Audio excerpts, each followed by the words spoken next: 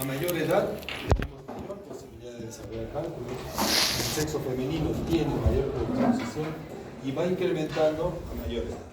¿Sí? Las damas tienen mayor posibilidad de formar cálculos, probablemente relacionado a esto, ¿no? Niveles altos de estrógenos a nivel celular.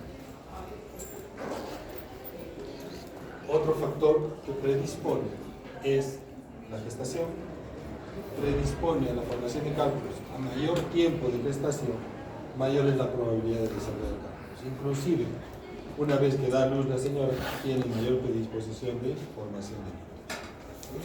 Es decir, mujeres, ancianos y la gestación como predisposición. Los grupos étnicos, la raza mestiza, nosotros tenemos mucha predisposición a formar cálculos y toda la gente del altiplano. ¿Por qué? Probablemente tenga mucha relación con el tipo de alimentación. Otro factor de riesgo, básicamente, mujeres tienen mayor posibilidad de desarrollar cálculos y a mayor edad, mayor probabilidad de formación de cálculos. A partir de los 30 años hay mayor predisposición, pero miren ustedes, la gente joven, 20 años o menos, también hay posibilidad de desarrollar cálculos. ¿Sí? Siempre tengan presente esta patología ante cualquier persona que ingrese a la emergencia, principalmente si es de sexo femenino, con dolor tipo cólico un poco antes de la noche. Los pediatras han visto que hay un incremento en la formación de cálculos, en la aparición de síntomas asociados a litiasis, probablemente que tengan mucha relación con el tipo de alimentación. ¿Sí? Otros factores que predisponen es el peso. A mayor peso, mayor posibilidad de desarrollar cálculos. Y algunos estudios que hablan de la posibilidad de factores protectores como la aspirina o usar ácido uso de psicólico como posibilidad, pero habría que dar a toda la población y no es posible.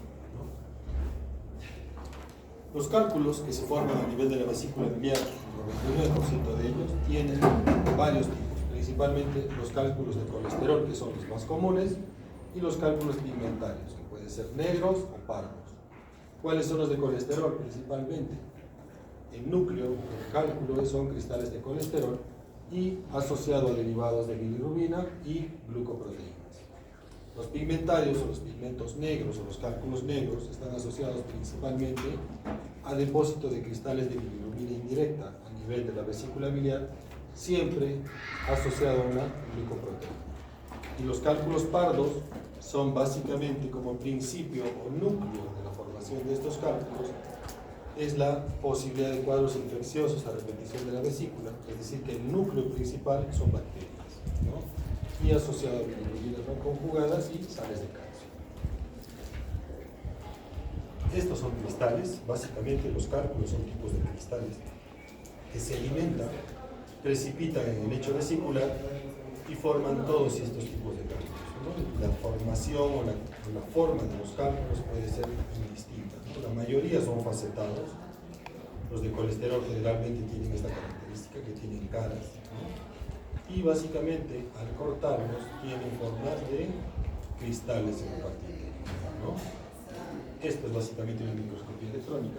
Todos los cálculos tienen este aspecto, ¿no? Son cristales de calcio, cristales de colesterol, cristales de bilirrubina. Básicamente, los más comunes, colesterol. ¿Dónde se forman? Generalmente, la mayoría, si no son el 100%, se forman a nivel del lecho vesicular. ¿Sí? Los cálculos de color marrón o pigmentarios pueden formarse también en el nivel de la vía biliar. Y tienen como patogénesis, como les decía, los pardos asociados a cuadros infecciosos. ¿Sí? Generalmente los cálculos de colesterol y pigmentarios tienen relación con niveles altos de colesterol, no en sangre, ¿sí? No está asociado a dislipidemia con valores altos de colesterol en sangre, sino básicamente valores altos de colesterol a nivel del contenido biliar. ¿Sí? Eso es importante tener presente. Pasen, muchachos, pasen. Pueden abrir la puerta de atrás, por favor. Miren, en líneas generales, la mayor cantidad de cálculos que podemos tener son principalmente de colesterol, ¿no? De un número grande de pacientes, miren, el 77% de casos básicamente cálculos de colesterol. Y mixtos como segunda alternativa. ¿Por qué se producen básicamente? Hay algunas situaciones en las cuales hay exceso de absorción de colesterol a nivel intestinal y lo que ocasiona es básicamente incremento de los niveles de colesterol a nivel del contenido biliar. Hay mayor secreción también a nivel hepático de colesterol que se va a eliminar por la vía biliar y gracias a la mucina que produce nuestra vesícula, estas sustancias que son cristales precipitan y van a asociarse a la formación de cálculos a nivel del lecho vesicular. Todo esto también va asociado al retardo en el vaciamiento de la vesícula. Eso puede explicar por qué periodos de ayuno prolongado, ¿no? Personas que hacen ayunos prolongados para bajar de peso, o pacientes que tienen algún problema que no pueden ingerir alimentos, tienen predisposición a la formación de cálculos. Esta es una de las causas o de la fisiopatogenia de la formación de cálculos, principalmente de colesterol. Exceso de niveles de calcio a nivel de colesterol, a nivel del lecho vesicular, básicamente, o a nivel del contenido vesicular, los micelos los cristales del colesterol se unen o se forman o se hacen el aspecto de vesículas o microvesículas, ¿no? Estas básicamente precipitan a nivel del lecho vesicular asociado a los cristales de colesterol unido a la mucina que produce nuestra vesícula, ocasiona la sedimentación y la formación de estos cristales y que en el tiempo van aumentando progresivamente. Y el mismo principio se da con los pigmentos o con los cálculos pigmentarios. En este caso, los niveles de bilirrubina indirecta son mucho más altos, se asocian a colesterol, se hacen solubles, precipitan formación de bilirrubina asociado a calcio, y esto, asociado a la mucina que produce nuestra vesícula, hace la formación de cálculos. Más o menos este es el entendimiento en líneas generales de todos los tipos de cálculos que podamos tener. Las enfermedades crónicas hepáticas alteran todo este sistema de absorción y excreción de colesterol a nivel hepático y también pueden explicar la causa por la cual muchos pacientes con hepatopatía crónica, los cirróticos principalmente, tienen predisposición a formar cálculos, principalmente cálculos pigmentarios, ¿no? Pigmentos de bilirrubina. La anemia, principalmente la anemia hemolítica, también tiene la posibilidad de aumentar los niveles de bilirrubina indirecta en sangre y esto predispone a que los niveles de bilirrubina puedan ocasionar mayores volúmenes de bilirrubina indirecta a nivel vesicular y la consecuente formación de cálculos, ¿no? Principalmente eso hay que tener cuidado con los pacientes con anemia hemolítica, ¿no? En el tiempo pueden tener como manifestación principal dolor tipo cólico asociado a cálculos vesiculares. Las bacterias, como les había dicho que es el otro tipo de cálculos, los cálculos de pigmento marrón, tienen el mismo principio, ¿no? Niveles altos de colesterol a nivel vesicular, niveles de bilirrubina indirecta altos, asociado básicamente a los núcleos de bacterias o las glucoproteínas bacterianas que pueden quedar a nivel vesicular, y estas básicamente precipitan igual unido a la mucina que produce nuestra vesícula. Que varía entre uno y otro cálculo, básicamente es el núcleo principal del cálculo, ¿no? Los pigmentos marrones tienen como núcleo principal las glicoproteínas bacterianas, los pigmentarios negros tienen el núcleo de bilirrubinato de calcio principalmente, y los más comunes, el núcleo principal, colesterol a nivel del centro del cálculo. ¿Qué manifestaciones clínicas van a tener nuestros pacientes? Un grupo grande, miren ustedes, el 80% de los pacientes muchas veces es un hallazgo incidental cuando le hacemos una ecografía. Son asintomáticos.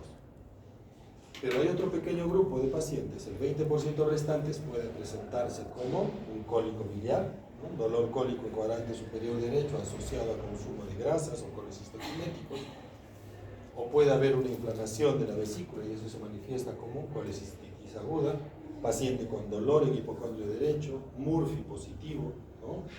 Síntomas de síndrome de respuesta inflamatoria sistémica básicamente, ¿no? Y si la vesícula se infecta y se pega al colédoco, puede dar un síndrome de Mirici, que es una manifestación de un cuadro infeccioso vesicular asociado a una compresión del colédoco, ¿no? Si el paciente evoluciona bien al cuadro de colestitis aguda con cobertura antibiótica, cuidado de la dieta y no se opera, puede evolucionar a una colestitis crónica. ¿Qué otra complicación puede tener?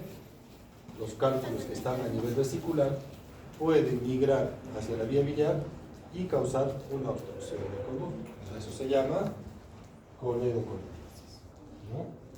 Un síndrome de Mirici también puede dar manifestaciones de ictericia asociada a fiebre y dolor, muchas veces asociado a una coledocolitis aguda. ¿Qué estudios vamos a tener para encontrar esto, básicamente? Como primer examen y el más accesible que tenemos en todos los hospitales, la ultrasonografía. Podemos pedir una tomografía abdominal o podemos encontrar cálculos a través de una tomografía, una colangioresonancia, ¿no? El estudio de CEPRE no se usa para diagnóstico de cálculos, sino más para resolver problemas de obstrucción de la vía biliar. Y algunos estudios que se hacían anteriormente, como la escintigrafía hepatobiliar o colecistografía oral, que se usaban antes del advenimiento o de la aparición de la ecografía. Actualmente ya no se usa. ¿Sí? ¿Y qué vamos a encontrar en las pruebas laboratoriales, básicamente? Si hay colecistitis, lo que vamos a encontrar es signos de infección, ¿no? Si hay coledocolitis, vamos a encontrar un patrón colestásico. Pero en la mayoría de pacientes, como hemos dicho, la mayoría son asintomáticos. Probablemente todas las pruebas que le hagamos sean normales. Solamente va a ser un hallazgo de la ecografía. Esta es una ultrasonografía, ¿no? ¿Qué característica tiene el cálculo? ¿No? Da sombra posterior, ¿no? Esta es la vesícula con contenido líquido y estos son los cálculos con sombra acústica posterior. ¿Sí? Esa es la imagen clásica que ustedes les va a orientar a definir o a encontrar la presencia de cálculos a nivel vesicular. Esta es otra evidencia de cálculo con sombra posterior y también se puede ver esto blanco que es básicamente barro biliar. ¿Qué es el barro biliar? Es bilis básicamente densa, de mayor densidad que el líquido que habitualmente está. Ese puede ser el primer punto, el primer parámetro para determinarnos que esta bilis en algún momento va a sedimentar y probablemente se convierta en cálculos, ¿no? O podemos encontrar esto, ¿no? Evidencia de cálculos dentro de nuestra vía biliar o dentro de la vesícula, ¿no? Es una imagen blanquecina que se ve dentro de un contenido líquido, ¿no? O básicamente podemos encontrar cálculos dentro de las ramas intrahepáticas, ¿no? ¿Qué más podemos hacer? Si tenemos cálculos en la vía biliar, ¿no? Coledocolitis demostrada, ya sea por resonancia o por ecografía, podemos practicar una CEPRE. Esta es una CEPRE, es un estudio endoscópico. Esto que ven acá es el endoscopio. Se entra hasta la segunda porción, se canula a través de la papila, se pone contraste, que es este líquido blanco que se ve acá, y se ven múltiples cálculos dentro de la vía biliar. ¿Qué nos permite la CEPRE? Confirmar la presencia de estos cálculos y podemos hacer una esfinterotomía, es decir, cortar la papila y a través de ese orificio se retiran los cálculos que están dentro del colédoco. Esta es otra CEPRE. Hay un cálculo único en la parte distal del colédoco. Si ustedes comparan, este endoscopio tiene más o menos 9.8 milímetros de diámetro. Esa vía biliar tiene por lo menos 12 a 13 milímetros, ¿no? Y el cálculo más o menos debe tener unos 8 a 10 milímetros, ¿no? No tenemos un parámetro exacto para hacer la medición, pero por referencia, el endoscopio tiene un diámetro estándar, ¿no? Y más o menos ese les puede servir de parámetro para poder calcular cuál es el diámetro del colédoco y cuál es el tamaño del colédoco. ¿Cuál es el problema de la CEPRE? Tiene complicaciones. Podemos ocasionar pancreatitis, podemos ocasionar perforación de la vía biliar, podemos ocasionar sangrado o a veces la alteración anatómica de la segunda porción del duodeno y de la inserción del colédoco a nivel de la segunda porción del intestino, del colédoco con el intestino, a veces no permite la cannulación, ¿no? Y ahí necesitamos hacer la cirugía, ¿no? ¿Cuáles son los diagnósticos diferenciales principalmente de un problema del cólico vesicular? Pacientes con dispepsia no ulcerosa, enfermedad ulceropéptica, reflujo gastroesofágico, dismotilidad esofágica, ¿no?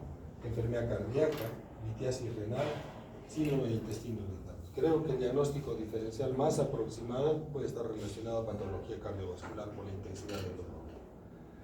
Y la úlcera penetrante, ¿no? de región duodenal o del pared posterior del colon, ¿no? El cólico renal, si está básicamente en el riñón del lado derecho, también podría ser dentro de un diagnóstico diferencial. Los otros de dispepsia, síndrome de intestino irritable, no me parece que sea muy común como para confundirse o reflujo, ¿no? Porque la manifestación clínica del cólico es básica, de la litiasis vesicular es el dolor. Como les decía, la mayoría de pacientes son hallazgos de radiología, ¿no? Son asintomáticos la mayoría. ¿Qué hacer en estos pacientes? Si tiene cálculos el paciente, lo que se recomienda es hacer una programación de una cirugía electiva. Si el paciente no tiene manifestaciones clínicas, siempre considerar el tamaño del cálculo.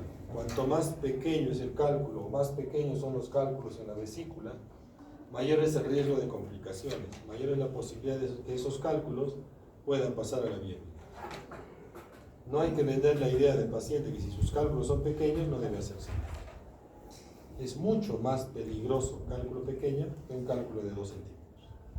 Porque básicamente un cálculo de 3 a 5 milímetros es posible que con un espasmo o una contracción de la vesícula los cálculos pueden ser expulsados a la vía biliar y este paciente nos puede hacer una pancreatitis, nos puede hacer una coreodocarditis. Si el paciente es asintomático, debemos considerar siempre algunos grupos de riesgo que deben operarse de manera rápida o precoz. Pacientes diabéticos, porque estos pacientes, este grupo por su inmunosupresión, nos puede hacer una colecistitis gangrenosa asociada a clostridio y tirando mortalidad. La anemia falciforme, que tiene predisposición a la formación de cálculos por la elevación de bilirrubina indirecta. La vesícula en porcelana tiene factor de riesgo asociado principalmente a cáncer de vesícula. Y los sudamericanos o los afroamericanos, que tenemos mayor predisposición a la formación de cálculos. Probablemente, si hay uno de estos grupos, es mejor y recomendable pensar en cirugía, a pesar de que no haya dolor. Pero si el paciente tiene manifestaciones clínicas, el tratamiento de elección, si es un cólico vesicular, es aliviar el dolor y hacer una cirugía electiva. Colecistectomía laparoscópica, o si no se puede hacer por vía laparoscópica, la cirugía abierta, que generalmente en este tiempo ya no se utiliza. Si el paciente no acepta la cirugía como tratamiento alternativo que tenemos, se puede usar ácido ursodeoxicólico, que es un producto que básicamente hace que la bilis sea un poco más líquida y en algunos casos pueda reducir el tamaño de los cálculos que pudiera tener nuestro paciente, pero no está 100% determinado. La litotripsia extracorpórea es una alternativa que se podría utilizar, pero ¿qué va a pasar con estos pacientes? Si yo tengo un cálculo de 2 centímetros y lo destruyo, ¿qué va a pasar? Se hacen más pequeños y hay más riesgo que pasen al colédono, más riesgo de pancreatitis. La litotripsia extracorpórea está demostrada que funciona en cálculos en la vía biliar, cálculos a nivel del uréter, a nivel renal. Pero para la parte de vía biliar tiene mucho riesgo. Acuérdese que son ondas de choque. ¿Qué más va a ocasionar? ¿Qué riesgo más puede tener el hecho de usar este tipo de litotripsia en un paciente que tiene cálculos en la vesícula o en la vía biliar? Puede ocasionar pancreatitis. Una de las causas de pancreatitis es por traumatismo, ¿no? Estas ondas de choque son bastante fuertes y lo que pueden ocasionar es daño por el efecto de movimiento de ultrasonido que tiene, puede ocasionar pancreatitis. Y la CEPRE como alternativa para liberar cálculos, básicamente cálculos en la vía biliar. La CEPRE ya no se usa para diagnóstico, solamente se utiliza para resolver el problema obstructivo. Si yo tengo la confirmación de que hay un cálculo, debo sacarlo por vía endoscópica para que después ese paciente pueda ser resuelto por vía laparoscópica. Si el paciente no accede a hacer una CEPRE o no tengo las posibilidades, o es un paciente con muchas comorbilidades, puedo pensar en una cirugía vía como alternativa. Pero los cirujanos prefieren que se haga siempre intento por vía endoscópica, mucho más si el paciente tiene varias comorbilidades. ¿Qué pasa si los cálculos pasan a la vía biliar? La vía biliar se va a infectar y a eso se llama colangitis. Entonces, ¿qué pasa? ¿A qué llamamos colangitis? A una infección aguda del sistema biliar secundario a una obstrucción de la vía biliar. La principal causa es cálculos. La segunda, cáncer. El colangiocarcinoma en nuestra zona y en toda la zona del altiplano es bastante frecuente. La etiología y la causa hasta ahora no lo sabemos, pero la incidencia comparado con la zona de la costa es bastante considerable la diferencia. Es mucho más frecuente a nivel de por encima de los 3.000 metros. ¿A qué se llama infección? Entonces, básicamente la colangitis es una infección de la vía biliar secundaria a cuadro infeccioso, bacteriemias y consecuentemente la bacteriemia va a ser el paciente un cuadro de sepsis o shock séptico, ¿no? Es más o menos la secuencia de la progresión o la evolución natural de la enfermedad. La causa principal, 90% cálculos. Las otras, 10%, entre 10 y 20%, obstrucción. La obstrucción puede ser benigna, secundaria por problemas quirúrgicos, o básicamente colangitis esclerosante primaria o pancreatitis crónica, neoplasias, el colangiocarcinoma y ampuloma, y el cáncer de cabeza de páncreas, que también da un efecto compresivo a nivel de la vía biliar, y también puede estar ahí asociado la manipulación de la vía biliar secundaria a una CEPRE o una transparieto hepático, ¿no? Un drenaje de la vía biliar a través de una punción a través de la piel.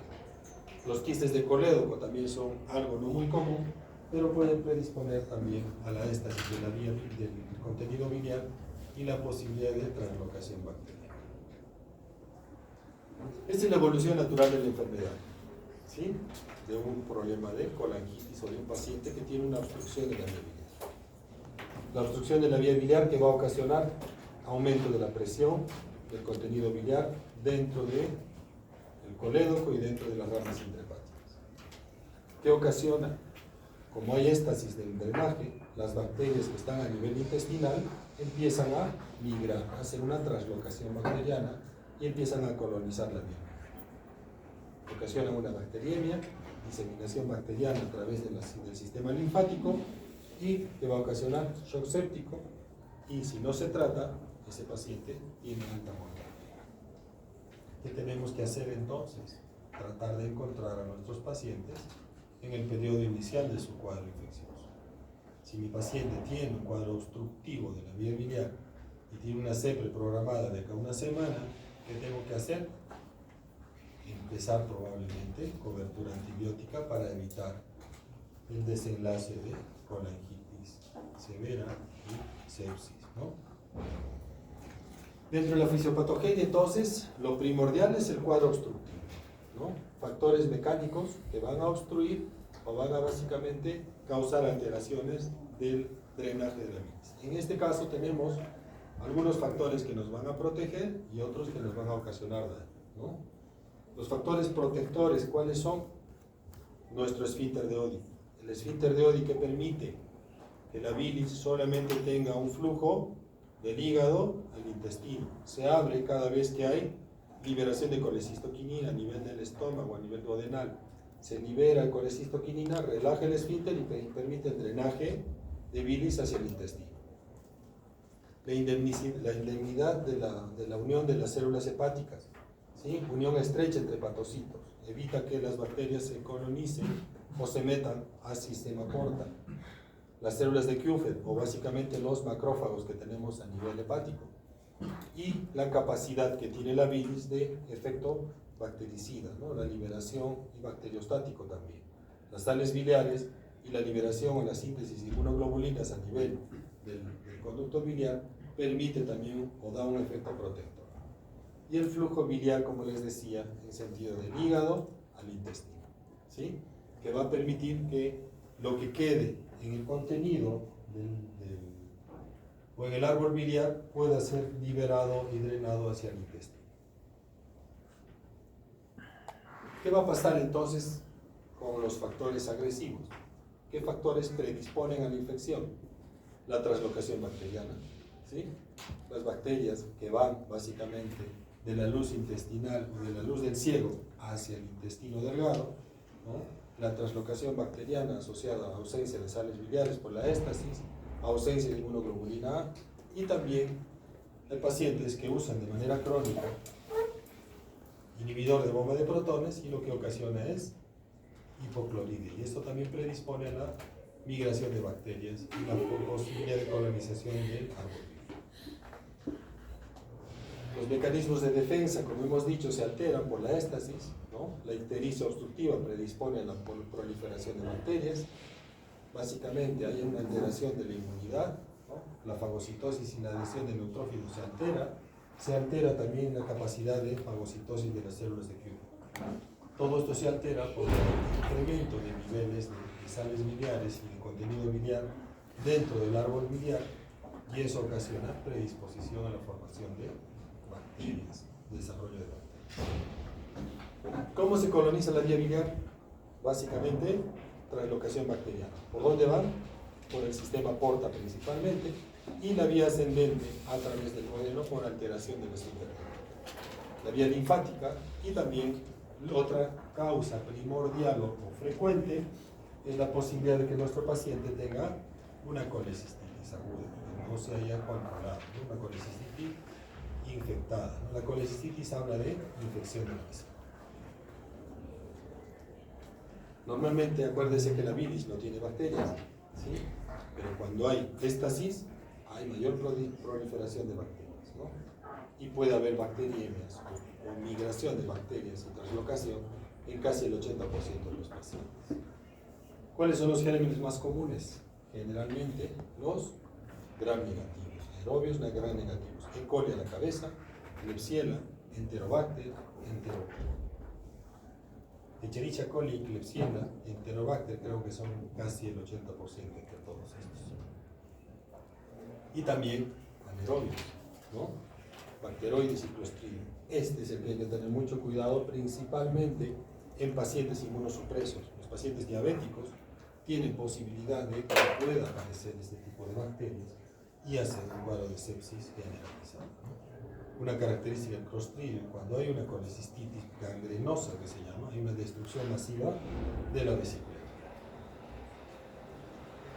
Es más común en raza asiática y en los afroamericanos o latinoamericanos, ¿sí? Básicamente es relativamente común en nuestro medio por la posibilidad de desarrollo de cálculos a nivel de la vía biliar, ¿sí? No es de todos los días, pero siempre hay que tenerlo presente. La complicación secundaria siempre ha disminuido considerablemente en los últimos años, porque actualmente todo el material que se utiliza para hacer procedimientos de vía biliar son materiales descartables. Cuando empezó a desarrollarse este procedimiento, antes se usaba material reusable, y eso te predispone a la posibilidad de más colonización. El advenimiento y la aparición de nuevos desinfectantes para los endoscopios también ha mejorado esto. Actualmente se usan unas lavadoras automáticas que desinfectan mejor los equipos, ¿no? Y los nuevos desinfectantes tienen menos tiempo, no hay menos necesidad de mayor tiempo de contacto, ¿no? El Sidex OPA, por ejemplo, es un desinfectante actual que se utiliza y que con 5 minutos de exposición del equipo al producto desinfecta bacterias, virus y hongos, ¿no? Anteriormente había que ponerlo en exposición entre 15 y 30 minutos para que pueda tener efectividad, para que pueda desinfectar de manera adecuada. Es igual en sexo masculino y femenino, la predisposición es más común en la tercera edad. En ancianos es mucho más frecuente y más común a partir de los 50 años. Y la morbimortalidad es mayor cuanto más comorbilidades tenga nuestro paciente. Hay mayor riesgo en pacientes hipertensos, insuficiencia renal aguda. Existe la posibilidad de formación de abscesos hepáticos secundarios al problema de colangitis. la estenosis biliar maligna proximal tiene mayor predisposición porque es más difícil hacer el drenaje. El drenaje biliar externo también es una posibilidad de causar cuadros inflamatorios y mayor riesgo de infecciones, ¿no? La enfermedad inflamatoria intestinal predispone a colangitis esclerosante primaria y puede ser un factor de riesgo de mayor infección de la vía biliar. Y también la posibilidad de que el antibiótico no funcione adecuadamente, eso eleva la posibilidad de muerte de nuestro paciente. A mayor edad, pacientes de la tercera edad tienen mayor mortalidad que los jóvenes, mejor respuesta tiene la gente joven a la adulta, ¿no? Y la mortalidad quirúrgica por drenaje de la vía biliar es bastante alta. Un paciente con colangitis lo mandamos a operar y en algunas series puede llegar hasta el 40% de mortalidad. Esto empeora en gente de la tercera edad, si tiene enfermedades concurrentes, y mucho más si demoramos en la posibilidad de hacer el drenaje. ¿Sí? A mayor tiempo de enfermedad, peor es el pronóstico de este. Diagnóstico de colangitis grave es básicamente necesidad de drenaje de esa vía biliar, ya sea por vía endoscópica o por vía química. En la mayoría de centros, los procedimientos de CEPRE no se hacen de manera rutinaria, diaria, sino hay turnos programados. Y muchas veces un paciente no te puede esperar 2 o 3 días, ¿no? Lo ideal en estos casos es pensar en hacer un drenaje quirúrgico, un drenaje percutáneo, si no tiene la posibilidad de hacer una CEPRE de urgencia. Manifestaciones clínicas que les van a orientar a ustedes para el diagnóstico de colangitis es la triada de Charcot, que es la que usábamos siempre, ¿no? Ictericia, fiebre y dolor, como manifestación clínica que nos va a orientar a colangitis. Y si se asocia a alteración del estado de conciencia e hipotensión, es la pentada de Reynolds, ¿no? Que nos habla de una colangitis severa. Siempre el diagnóstico con la manifestación clínica, laboratorio e imágenes como parámetros para hacer el diagnóstico. ¿Qué vamos a usar como criterio clínico? Leucocitosis con desviación izquierda en el 80% de los pacientes. Vamos a tener patrón colestásico, elevación siempre de gamma-glutamina y fosfatasa alcalina, bilirrubina elevada a predominio directo generalmente en los pacientes, porque eso nos habla de colestasis, ¿no? Y puede haber discreta elevación de transaminasas. Un dato importante para que ustedes sospechen en colestasis es la disociación de las transaminasas. Normalmente, cuando es un problema hepatocelular, por una hepatitis, por ejemplo, siempre las transaminasas van a estar a títulos altos, pero casi similares a, ¿no? La TGO y la TGP casi similares. Cuando están muy diferenciadas una de la otra, predominio de TGP, por ejemplo, 300 la TGP y la TGO 105, por ejemplo. Cuando hay una diferencia muy significativa, no me habla de daño hepatocelular, sino básicamente de problema obstructivo. Y eso lo corroboro con fosfatasa alcalina y gamma-glutamina. ¿Qué más puedo solicitar? Un cultivo. El problema del hemocultivo es que nos va a demorar 72 horas, ¿no? ¿Qué ventaja tiene? Puedo aislar el germen causal de la infección. Esa es la ventaja. ¿Qué se puede dar? Cobertura antibiótica de manera inicial hasta que salga el cultivo, ¿no? Y generalmente son polimicrobianos. La mayoría de los cuadros infecciosos de la vía biliar, casi el 80%, son polimicrobianos. El vinicultivo puede salir positivo en casi el 80% de los casos, pero para tomar muestra de bilis tendríamos que entrar con un endoscopio para tomar aspiración del contenido biliar a través del esfínter, o utilizar la cuerda encapsulada, que es otra prueba que se utiliza básicamente para tomar muestra de bilis y poderla ultimar. ¿Cuáles son las ventajas de las imágenes? La ultrasonografía es el principal examen auxiliar que tenemos a la mano. La ventaja es que es de fácil acceso, es barato. El problema es que tiene una baja sensibilidad. La sensibilidad no llega al 60%. ¿Qué podemos encontrar en la ultrasonografía? Cálculos en la vesícula. Podemos encontrar signos de colecistitis aguda o podemos encontrar una dilatación de colédoco. Un colédoco por encima de 10 milímetros o un paciente que tiene vesícula biliar nos está hablando de que esa vía biliar está obstruida, ¿no? podemos encontrar colecciones intrahepáticas, ¿no? Podemos encontrar básicamente colecciones asociadas básicamente a sospecha de abscesos hepáticos, ¿no? La ventaja principal es que de fácil acceso y es económico. La desventaja, poca sensibilidad. La ultrasonografía es superada por la tomografía. ¿Qué ventaja tiene la tomografía?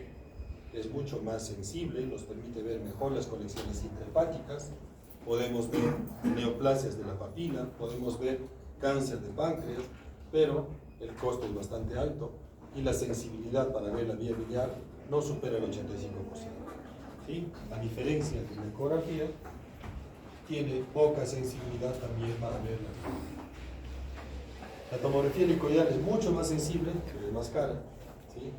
El problema de esto tiene una, como es muy sensible, si el paciente no colabora o está hiperventilando por el cuadro de sepsis, no nos va a dar buenas imágenes, igual que la resonancia, tiene algunas desventajas con respecto a eso. ¿Qué ventajas tiene? Principalmente con la tomografía convencional, tiene mejor sensibilidad, mejor resolución, nos podría permitir ver cálculos intrahepáticos o cálculos dentro de la biliar y dentro de la vesícula. El mejor examen para determinar y ver la vía biliar, cómo se encuentra, si hay cálculos dentro o no, es la colangioresonancia. Tiene una sensibilidad bastante alta, casi el 90%, 95% de sensibilidad. Nos permite ver cálculos menores o por encima de los 3 milímetros, ¿no? Y básicamente nos puede orientar a determinar qué pacientes pueden ser candidatos a hacer un procedimiento de SEM, ¿no? Si son cálculos menores a 3 milímetros no los va a ver, ¿no? Y el problema, como les decía, es de alto costo, ¿no? La CEPRE, no como diagnóstico, sino básicamente es tratamiento. Nosotros hacemos este procedimiento si tenemos la confirmación de que hay cálculos por colangioresonancia. Si tenemos cálculos demostrados en la colangioresonancia, podemos practicar esto. ¿Qué riesgos tiene? Como les decía, hemorragia, puede haber perforación, puede haber limitaciones anatómicas que no nos permiten la canulación y excepcionalmente podríamos ocasionar también un ingreso de bacterias, ¿no? Si nosotros aplicamos contraste en una vía biliar con una estenosis severa de la vía biliar y no podemos poner un tubo de drenaje, la posibilidad de complicaciones son mayores. Puedo arrastrar más bacterias de la vía biliar inferior y ocasionar mayor riesgo, mayor problema de infección. Si yo llego a drenar la vía biliar, este paciente tiene una buena sobrevida, una buena respuesta, ¿no? Y una sensibilidad para resolver el problema que puede llegar casi al 90% si se resuelve o se llega a completar el procedimiento. La ecoendoscopía es un procedimiento nuevo, es un endoscopio que tiene ultrasonido en la punta del transductor de ultrasonografía en la punta del endoscopio y nos permite valorar la parte de la papila y la parte distal del colédoco, básicamente cuando la resonancia ha sido negativa y cuando tengo sospecha de colestasis, es decir, puedo encontrar cálculos menores a 3 milímetros, ¿sí? Permite hacer estudios de estadiaje, podemos ver básicamente la formación o la ubicación de ganglios en la región adyacente al páncreas, ¿no? Nos permite varios procedimientos, ¿no? En ese sentido es bastante sensible. El problema es que solamente hay 1 o 2 centros a nivel nacional que practican este procedimiento. Los hospitales de referencia que tenemos en Lima del Seguro Social está el Rebagliati y el Almenara, y me parece que Loaiza hace de pinza, ¿no? En Lima. Y en la parte privada también. Es un procedimiento bastante caro, ¿no?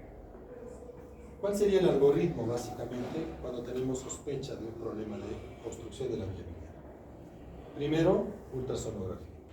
Si tengo dilatación de vía biliar, hay colestasis y no se ve la obstrucción, la causa de la obstrucción, ¿qué debo hacer?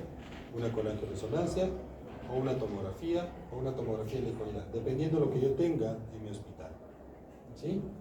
Si determinamos a dónde está la obstrucción, si es un cáncer o es un cálculo o es un parásito que puede estar obstruyendo la vía biliar, yo programo y hago una serie, ¿no? Es el método de elección para resolver el problema obstructivo de la vía.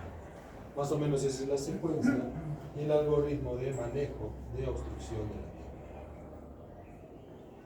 ¿Cuál es el diagnóstico diferencial de colangitis? Básicamente, que un paciente tenga sospecha o clínica de una colestitis aguda, abscesos hepáticos que van a generar dolor, hepatitis viral aguda por drogas, pancreatitis aguda, úlcera duodenal perforada y sepsis de otra etiología, ¿no? Que también el paciente va a estar críticamente.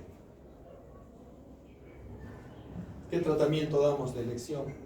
Principalmente hidratación, analgesia y antibiótico-terapia que debe empezarse dentro de las 12 a 24 horas como máximo. ¿Qué se utiliza? Merlocinina, piperacillina como primera opción asociada a aminoglucósidos y metronidazol. Beta-lactámicos e inhibidor de beta-lactamasa, podríamos usar ampicilina más sulbactam. Y como opción inicial también se puede utilizar las quinolonas, la ciprofloxacina, el levofloxacino como alternativa. Levofloxacino es novedoso, no sé si hay en el mercado, pero ciprofloxacino sí tenemos. Y como alternativa lo que usamos principalmente es, usamos cefalosporinas de tercera generación asociado a metronidazol. Y si no hay una buena respuesta, pasamos a esto, ¿no?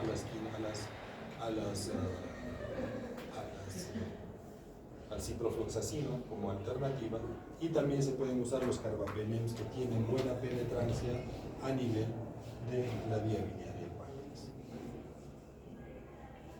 Tratamiento invasivo, que sería otra alternativa, es drenaje de esa vía biliar, descompresión, ya sea por vía endoscópica o por vía percutánea, y si no tenemos estas dos alternativas, manejo quirúrgico, drenaje de la vía biliar por vía quirúrgica.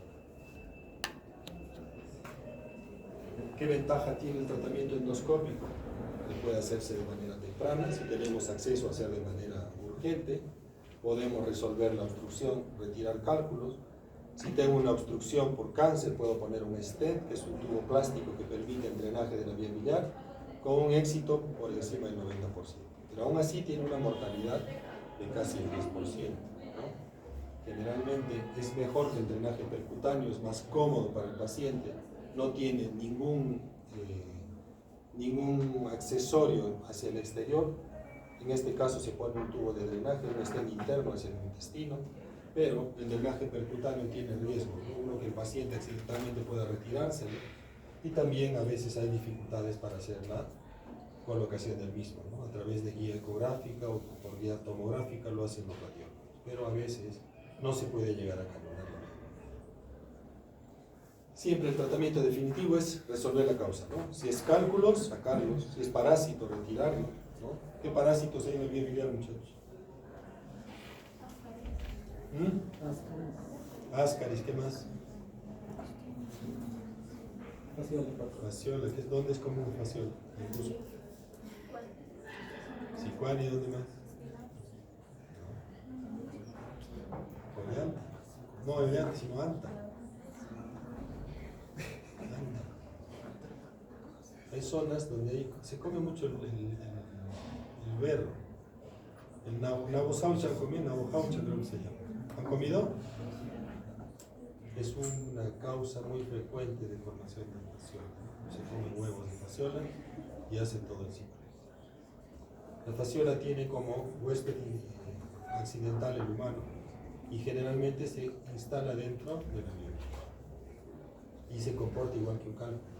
Puede hacer colangitis, ¿no? Y generalmente manifestación de dolor. ¿Qué van a encontrar en el examen auxiliar? ¿Qué les va a orientar a fasciola, muchachos? No sale del examen. Puedes hacer pruebas serológicas, pero no a todos les vas a hacer. Es un parásito que causa mucha eosinofilia. Si yo tengo un paciente que me viene a la consulta y tiene un hemograma con eosinófilos altos, más de 10, por ejemplo, lo primero que tengo que sospechar es fasciola, mucho más si tiene dolor cólico. Siempre tenganlo presente, es común en nuestro mundo. Estenosis, neoplasias, básicamente benignas o malignas, también pueden ocasionar la necesidad de colocación del stent. ¿Sí? ¿Qué va a permitir el stent? Permite drenaje del contenido biliar obstruido. ¿Cuál es la desventaja? Tiene corto tiempo de vida media. Más o menos tiene 3 meses que puede estar dentro y que pueda estar funcionando de manera adecuada. Dentro de ese tiempo, o se retira y se cambia por otro nuevo, o se debe resolver por otra vía. Si es un cáncer, probablemente se hagan recambios cada cierto tiempo. Si es una lesión benigna, hay que ver la etiología. Si es postquirúrgica, va a necesitar sesiones de dilatación.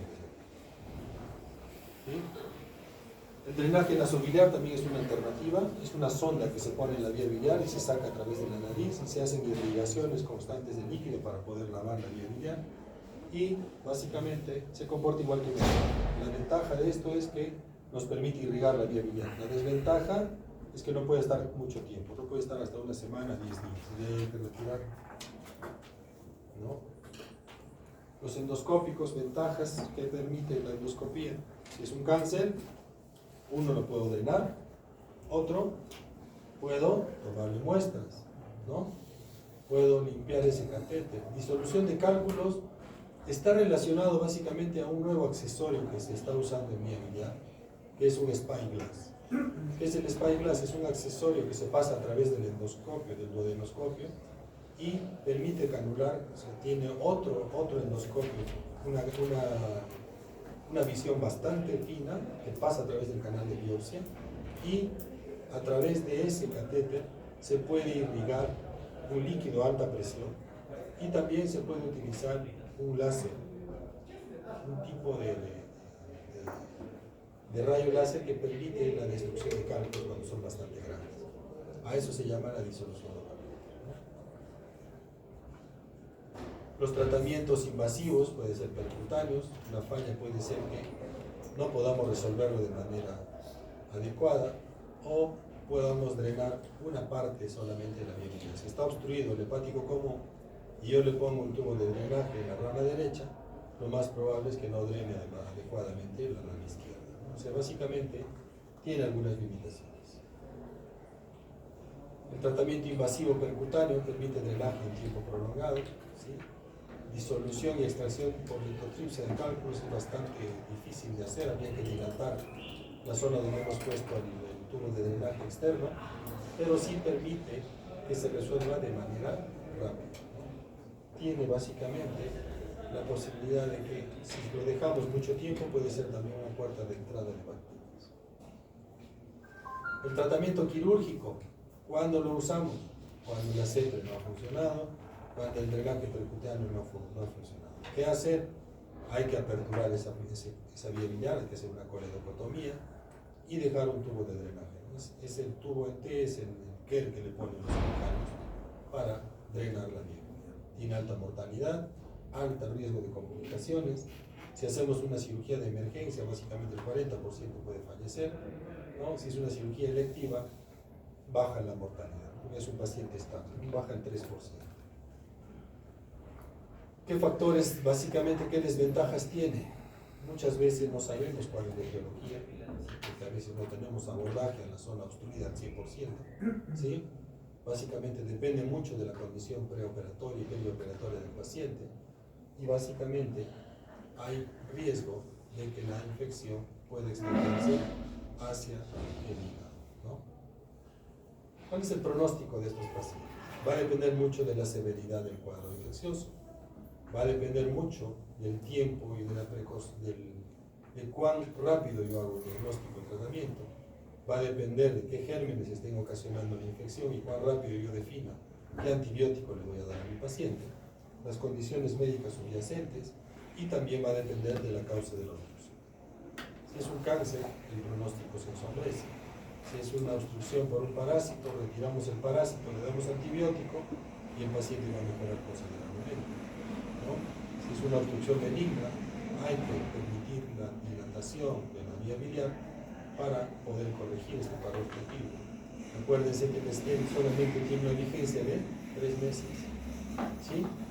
Ese es el primer tema de hoy, muchachos. ¿Alguna pregunta? Alteración completa del páncreas exocrino, principalmente, caracterizado por una lesión acilar aguda y una respuesta inflamatoria que afecta el tejido peripancreático y órganos a distancia. ¿Qué nos dice esto? Es es un paciente que tiene una enfermedad que puede ser localizada o afectación sistémica. Puede haber síntomas de síndrome de respuesta inflamatoria sistémica, hasta puede llegar a fallecer nuestro paciente por un paro inflamatorio. En la epidemiología es común a cualquier edad, desde los 30 a 70 años. Es más común en mujeres la etiología biliar, en varones la etiología por alcohol, ¿sí? Y la mortalidad, mire, mortalidad general del 5 al 10%.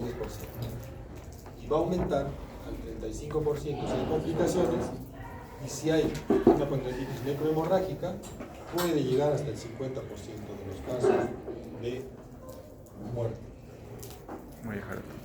¿Cuál es la etiología? Entre alcohol y cálculos tenemos el 85% de la etiología.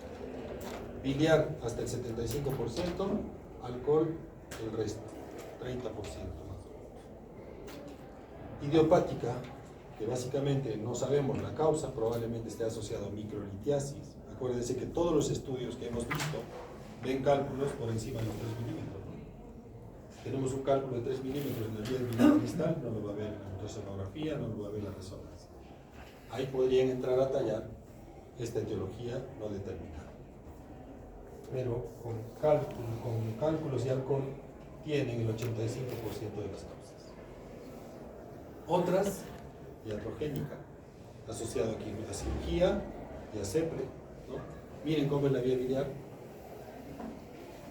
Esfínter de Oddi, la vía biliar va acá y el páncreas va ahí, ¿no? Esta es la ubicación habitual. Pero otros pacientes tienen la vía biliar y el Wilson así, casi paralelos.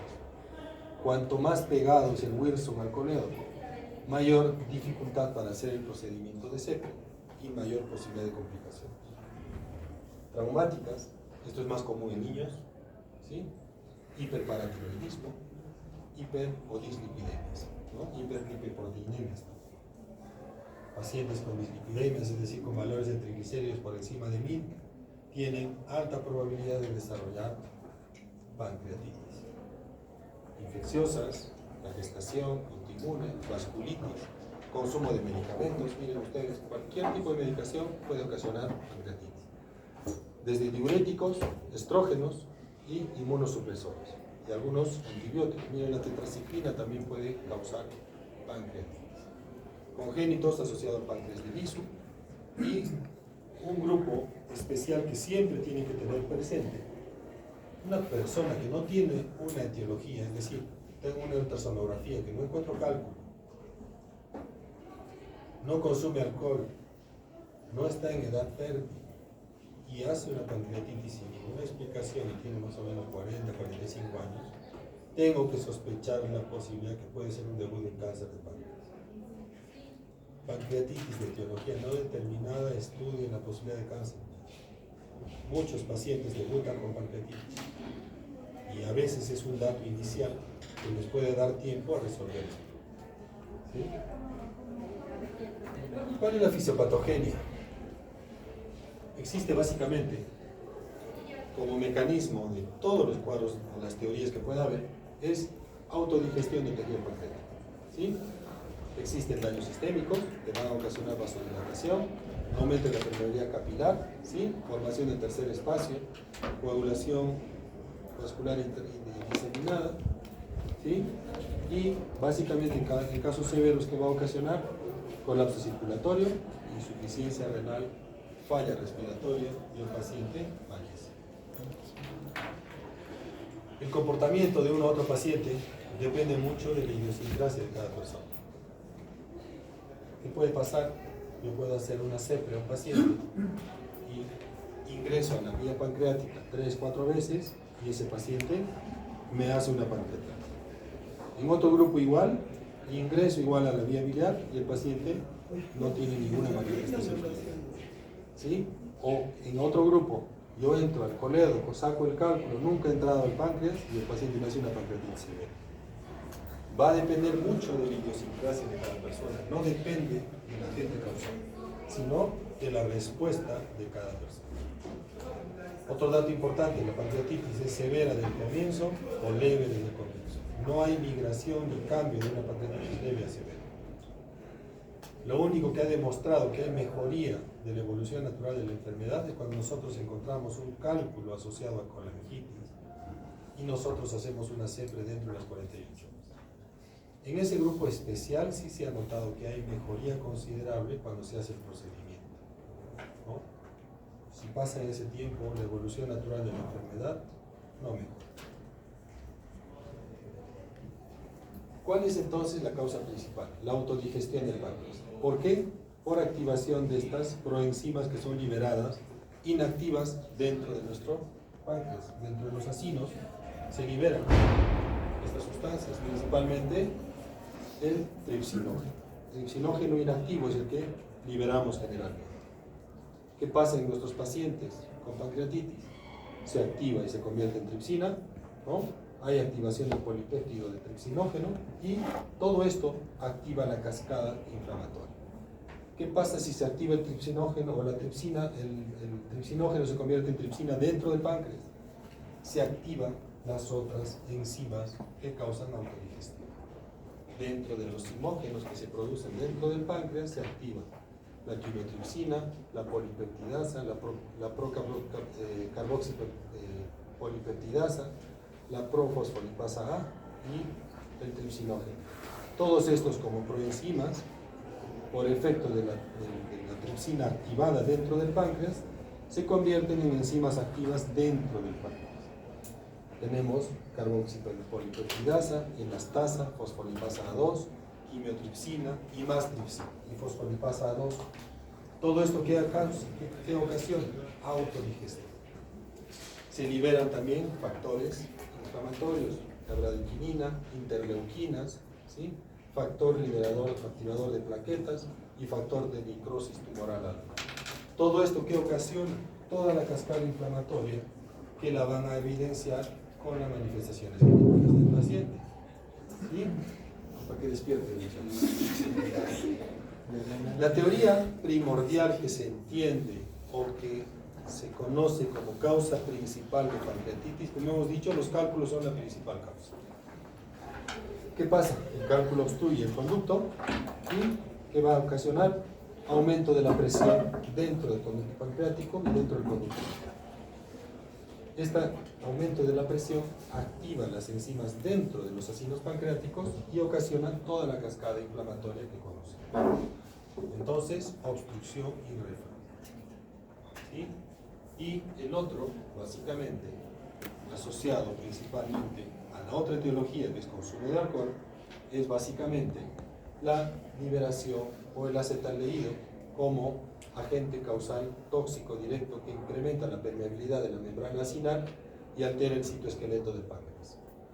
Aumento de triglicéridos transitorio que va a ocasionar disminución del flujo sanguíneo pancreático, inhibición de factores protectores, precipitación de proteínas intraductales e incremento de la secreción pancreática mediada por el ácido. Todo esto, ¿qué va a ocasionar? Igual, destrucción del páncreas. ¿Sí? ¿Cómo vamos a clasificar la pancreatitis? Dos grupos grandes, ¿no? La leve, que esperemos que todos hagan pancreatitis leve, que básicamente nuestro paciente se recupere de manera rápida, que más o menos es el 80-85% de los casos, y la severa o necrotizante o grave, que es más o menos el 20% de los casos. Es el que tiene alta mortalidad y mayor posibilidad de complicaciones.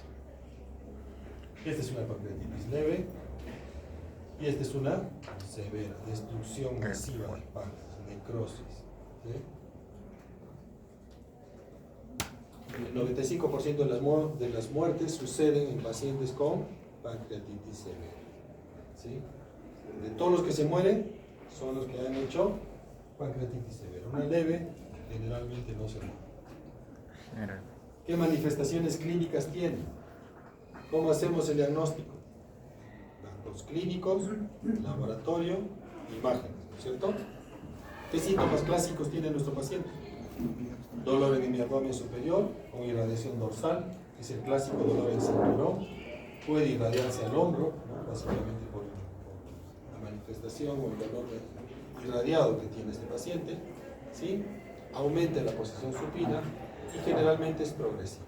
asociado a esto que va a tener, si hay mucho dolor, el paciente va a empezar a tener también hilo intestinal y el paciente va a empezar a tener náuseas y vómitos profusos, ¿no? Continuos. ¿Qué más va a haber? Como les decía, hay hilo por el problema inflamatorio periférico al páncreas, hay distensión abdominal, deshidratación y en casos severos, pancreatitis necrohemorrágica que va a haber, hemoperitoneo, ¿no? Y eso se va a manifestar como Gray Turner o Cullen como hallazgos semiológicos, ¿no? La equimosis en la región periumbilical o básicamente equimosis en flancos, que es el Gray Turner. ¿Qué vamos a pedir a nuestro paciente? Laboratorio. ¿Cómo hacen el diagnóstico? ¿Ah? Amilasa y lipasa, ¿cuánto tiene que estar, muchachos? 3 veces el valor normal. ¿Sí?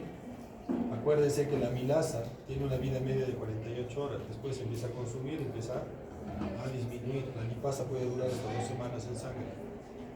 Otro dato importante, no se hace amilasa y lipasa seriadas, no les sirve de pronóstico. Si ustedes revisan todas las escalas o índice de severidad, ninguno usa amilasa y lipasa. Eso tienen que acordarse. En la emergencia le piden a pacientes amilasa y lipasa seriadas. Cada 6 horas les hacen amilasa. Y van a ver la evolución natural, no va a empezar a descender. Y se emociona cuando baja la amilasa. Y el paciente sigue crítico. Acuérdense que esto va a seguir una curva y a las 48 horas está casi igual que al comienzo. No le sirve para seguimiento ni pronóstico, solamente es diagnóstico. Cuanto más alto es el valor, yo tengo la certeza de que es una pancreatitis. Si tengo valores de 3000 de amilasa y lipasa, yo sé que es una pancreatitis. ¿Cuándo dudo? Cuando está cerca a los valores normales, o está menos o próximo a los 3 veces el nivel de referencia. Dosaje de tripsinógeno, elastasa, inmunolipasas y el clírex de amilasa, que también sí les puede servir. Principalmente acuérdense que la amilasa en orina tiene más tiempo, más vida media o vida media más prolongada. Pero no son estudios de rutina. Los únicos que son de rutina de los que tienen acá son los 2 primeros. O nos van a encontrar en todo el mundo. Esta es la secuencia que les decía. ¿Qué pasa con la amilasa? Miren, la amilasa en orina permanece más tiempo en sangre, en orina. En sangre desciende. Al 5.º día está normal. Pero el corte generalmente es a las 48 horas. ¿Sí? La amilasa tiene un tiempo mucho más prolongado. La lipasa tiene un tiempo más prolongado, casi 14 días persistentemente elevado. ¿Qué sensibilidad tiene y especificidad la amilasa y lipasa? La especificidad de la amilasa 70%. Vida media 120 minutos. Valor tiene que estar 3 veces el valor normal. Niveles en orina se liberan o bajan lentamente. La lipasa proviene de las células acinales, o sea, es mucho más específico. Tiene aclaramiento más lento y generalmente el diagnóstico 100% efectivo si tenemos más de 3 veces el valor de referencia normal. ¿Qué otro dato hay que acordarse? La amilasa puede elevar en sangre por otras patologías.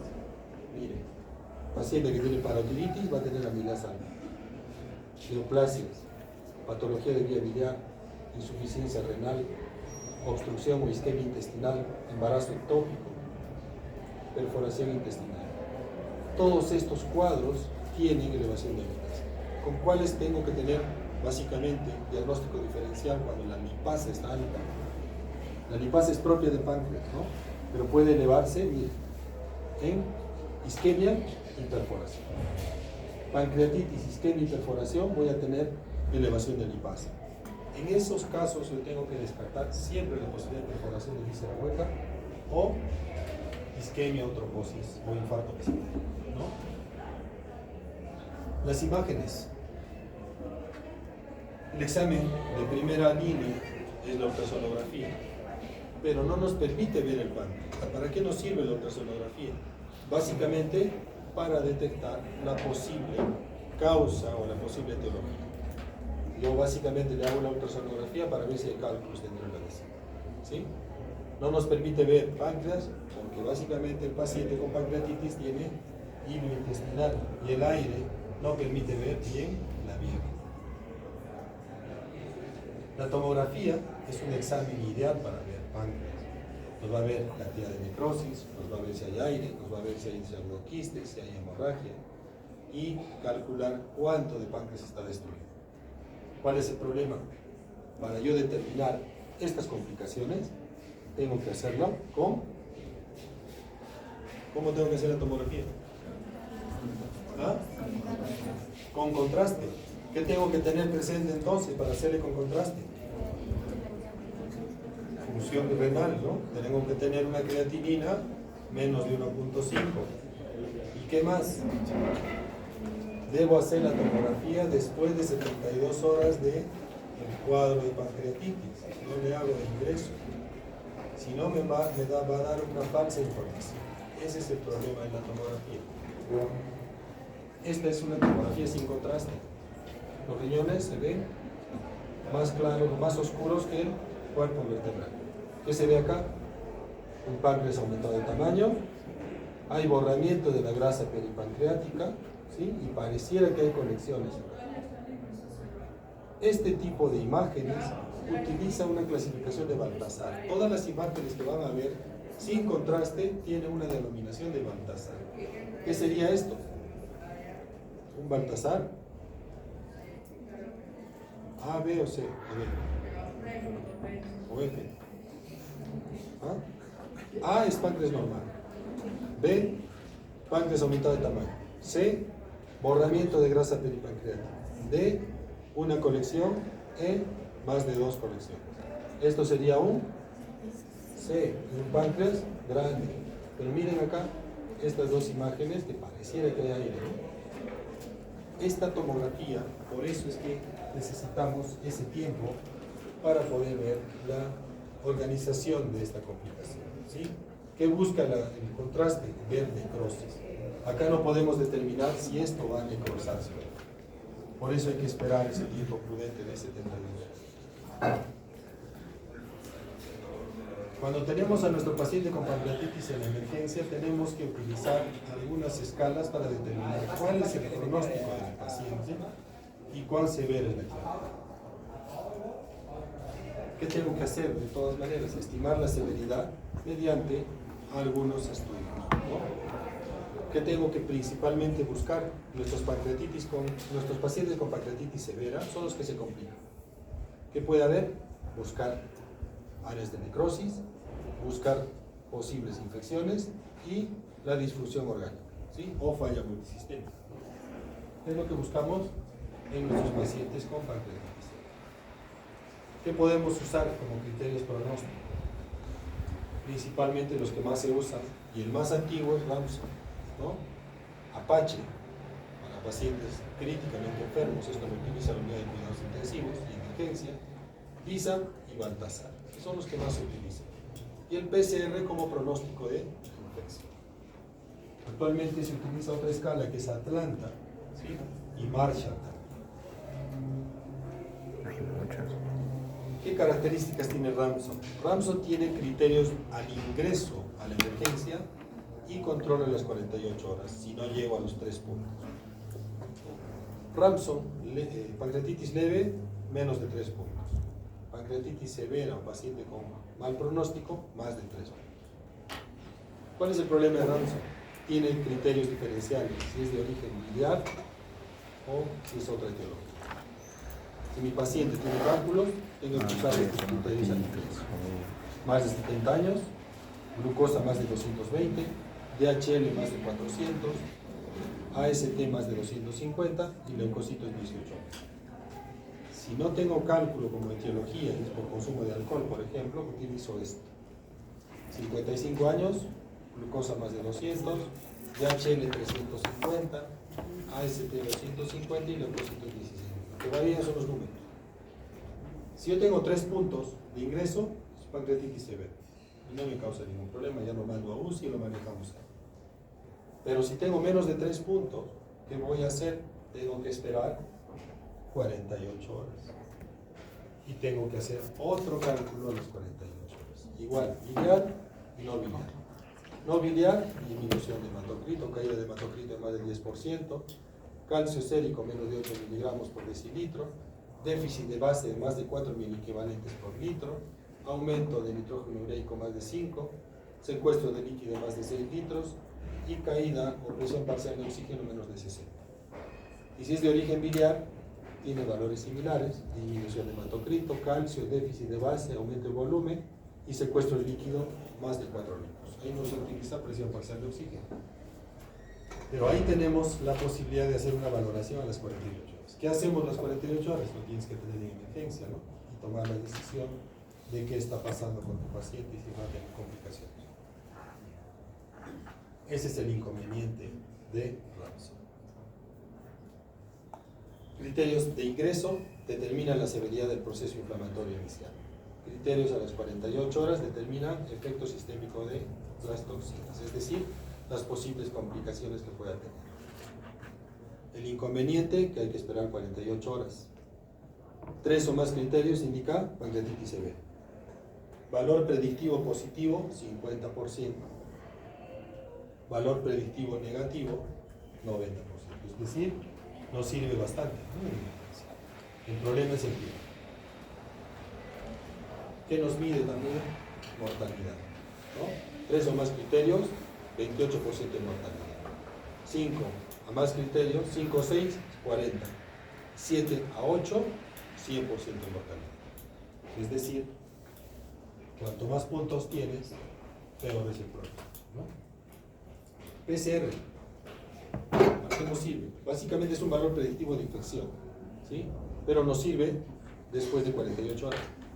Es un marcador inflamatorio, es de bajo costo y los niveles nos sirven de referencia cuando son por encima de 150 miligramos por litro. El pico máximo 48-72 horas, ¿sí?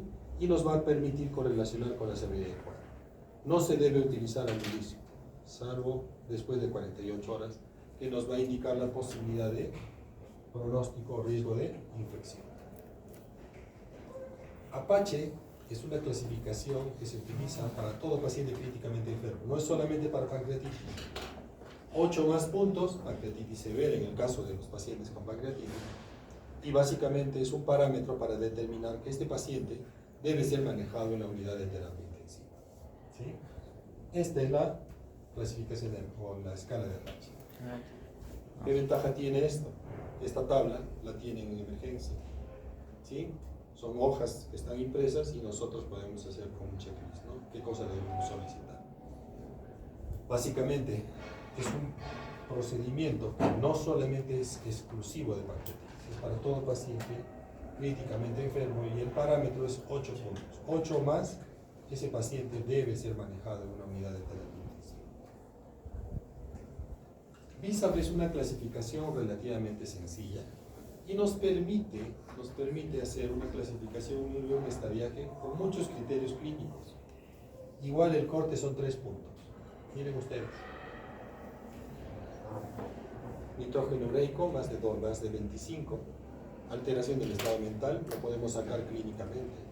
SIRS lo podemos sacar clínicamente. Edad más de 60 con el interrogatorio. Y el derrame pleural también lo podemos encontrar clínicamente. Si no tenemos estudio radiológico, ¿sí? Si nosotros estamos trabajando en periferia y tenemos 3 puntos, yo sé que es un paciente con pancreatitis severa. ¿Qué tengo que hacer? Referirlo a un hospital de mayor nivel, ¿no? En la mayoría de centros van a poder hacer un hemograma, ¿no? Creatinina también se pueden hacer, ¿no? Si no lo tienen, los otros criterios les pueden servir. SIRS se puede sacar con criterios clínicos, ¿no? ¿Qué utiliza SIRS? Frecuencia cardíaca, Leucocitos, frecuencia cardíaca, temperatura. O sea, son cosas que se pueden hacer con una valoración clínica, ¿no? Baltasar es lo que les decía, ¿no? Básicamente, hallazgos tomográficos de ingreso sin contraste, ¿sí? A, páncreas normal, páncreas aumentado de tamaño. B, inflamación o borramiento de la grasa peripancreática. En C, D, una conexión. E, más de una conexión. ¿Sí? A mayor destrucción del páncreas, peor es el pronóstico. Pero de todas maneras, para hacer el índice de severidad tomográfica, necesitamos utilizar contraste, porque para esto, para ver porcentaje de necrosis, tenemos que utilizar medio de contraste. Siempre. Y debe hacerse a las 72 horas de instalado el cuadro inflamatorio. Esas 72 horas no es al ingreso al hospital, muchachos, sino es desde que empezó el cuadro. Acuérdense que la mayoría de nuestros pacientes que acuden al hospital por lo menos tienen 24 o 48 horas de enfermedad hasta que llegan al hospital. ¿Sí? La necrosis pancreática, principalmente la necrosis que se infecta, tiene alta mortalidad. ¿Qué hacer con estos pacientes? Cobertura antibiótica e intentar drenar esa colección una vez que se ha formado una cápsula alrededor del área de necrosis, ¿no? El índice de severidad tomográfico, como les decía, debe hacerse dentro de las 72 horas, ¿no? ¿Qué hacer si tenemos una colección intrapancreática? ¿Qué se hacía? Se operaba el paciente. La mortalidad era bastante alta. ¿Qué se estila actualmente? Cuanto más prolongues la cirugía, mejor es la posibilidad de sobrevida de ese paciente. ¿Qué hacer? Dar antibióticos, localizar la lesión. Miren cómo se ha formado toda una cápsula alrededor de la colección. Y una vez que está formada la cápsula, yo puedo hacer un drenaje percutáneo o básicamente a través de un procedimiento endoscópico, con guía de ecoendoscopia. ¿Sí? Me permite drenar eso y mantener con poca posibilidad de contaminación o de colonización de bacterias externas. Esto asociado al porcentaje de necrosis, como les decía, es el índice de severidad tomográfica. A mayor porcentaje de necrosis, mayor puntuación. ¿Sí? Baltasar tiene una puntuación y porcentaje de necrosis tiene otra puntuación. A mayor puntuación, peor es el pronóstico del paciente. Índice de severidad tomográfica de 3 tiene una mortalidad del 3%, morbilidad 8%, posibilidad de complicaciones, ¿no? 4 a 6, mortalidad del 6%, complicaciones 35%. 7 a 10, mortalidad del 17%, y el 92% de los pacientes hacen complicaciones locales o sistémicas. ¿Qué hay del tratamiento? Básicamente relacionado a mantenerlo adecuadamente hidratado, manejar el dolor, prevenir infecciones y tratar de iniciar la alimentación lo antes posible. Evitar el tratamiento quirúrgico o ponerlo como última alternativa, poner el drenaje percutáneo como primera opción, tratamiento endoscópico y después el quirúrgico. ¿Qué hacer? Ponerle agua la que necesite vuestro paciente. Más o menos se calcula que debemos manejar un volumen urinario de 50 cc por hora más o menos, ¿no? Debemos tener una hidratación de 4 a 6 litros por día, ¿sí? Prevenir hemoconcentración, porque cuanto más concentrado está el paciente, hemoconcentrado está, mayor es el riesgo y el grado de necrosis pancreática. Debemos usar analgésicos como primera opción, ¿no? Antiinflamatorios no esteroideos, metamizol como primera opción, ¿sí? Y como segunda alternativa, derivados de la morfina. Antes se creía que la morfina causaba aumento de la presión del esfínter de Owen, ¿sí? Pero se ha estado usando derivados sintéticos como la petidina y no se ve que aumente la presión, no empeora el pronóstico del paciente. Esa es una alternativa, ¿no? Y siempre considerar la posibilidad de cobertura antibiótica. ¿Cuándo vamos a prevenir infección? Básicamente, cuando tengamos pancreatitis grave, cuando hay un porcentaje de necrosis por encima del 3%, del 30%, porque es la principal causa de complicaciones y muerte. ¿Sí? La aparición tardía generalmente se da dentro de las colecciones de 2 a 3 semanas. Los gérmenes que contaminan más son los gram negativos y los gram positivos. Estafilococo como opción, ¿sí? Y antibióticos, ¿qué debemos usar? ¿Qué cobertura debemos usar? Los que tienen mejor penetrancia a nivel pancreático. Cefalosporidas de tercera generación, los carbapenems y las quinolonas, básicamente son como alternativa antibiótica, solamente cuando yo tenga la confirmación de que hay áreas de necrosis pancreática. Si es una pancreatitis leve, sin colección, no debe darse antibiótico. Acuérdense que en el SIRS hay fiebre, No toda pancreatitis está infectada, o sea, tiene que tener siempre presente eso. Y definir qué debe comer nuestro paciente. ¿Sí? Dieta absoluta mientras tenga dolor y tratar de darle nutrición lo antes posible. ¿Cuándo darle de comer? Cuando el paciente no tenga dolor, tenga ruidos intestinales, y si el débito por sonda nasogástrica es menor a 500 mililitros, yo puedo considerar la posibilidad de empezar tolerancia oral. ¿Sí?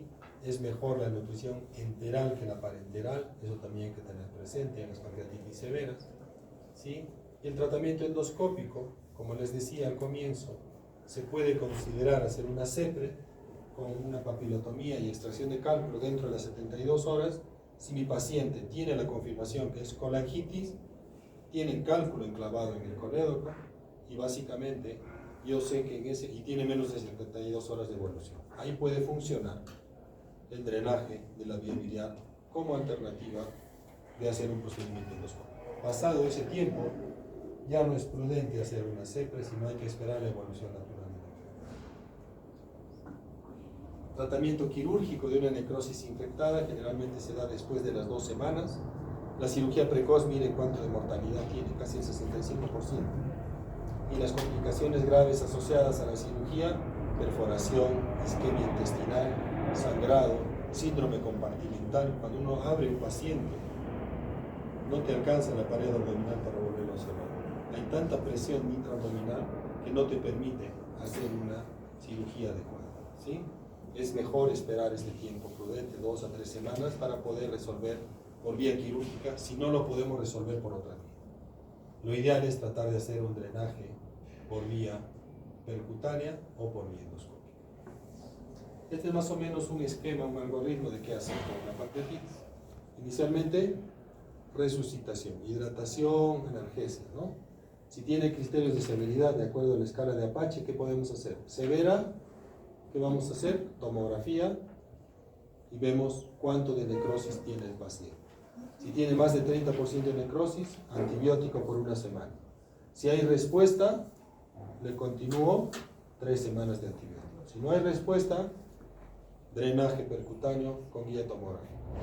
Si no mejora, si es una necrosis infectada, cirugía. Si es estéril, se maneja como una cirugía electiva. ¿Sí? Si es una moderada, que se debe dar manejo médico, ¿no? Y generalmente ahí se va a manejar las pancreatitis leves, ¿no? Como una opción de manejo y tratamiento. Eso es pancreatitis, muchachos. ¿Algo más? ¿Alguna pregunta? ¿Cuánto nos queda?